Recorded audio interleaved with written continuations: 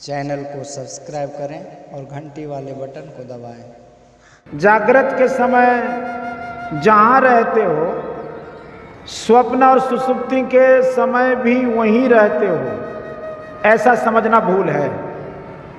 यदि स्थान नहीं बदलेगा तो अवस्था भी नहीं बदलेगी। जागृत में ज्वर से पीड़ित है और स्वप्न में विलास करता है, बल का काम करता है। गहरी नींद में बिल्कुल खत्म, देह को कोई कष्ट मालूम नहीं पड़ता। एक प्रकार के सुख में मग्न हो जाता है जिसमें संसार का सुख छूट जाता है।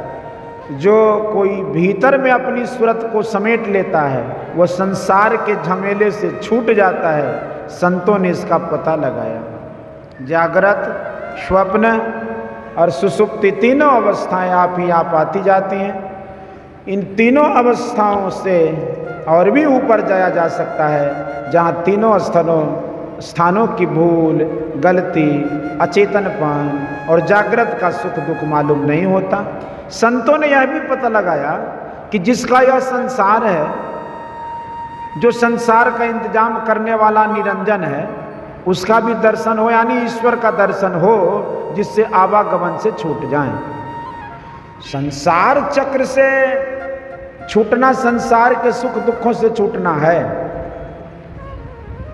यह ईश्वर दर्शन से होगा, बाहर में दौड़ने से नहीं होगा।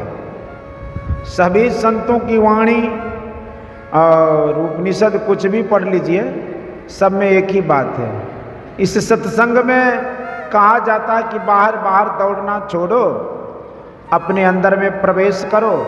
लेकिन यह काम एक ही दिन में नहीं होता है। मन का समेटना बिना गुरु के नहीं होता। कोई भी काम बिना गुरु के नहीं होता है।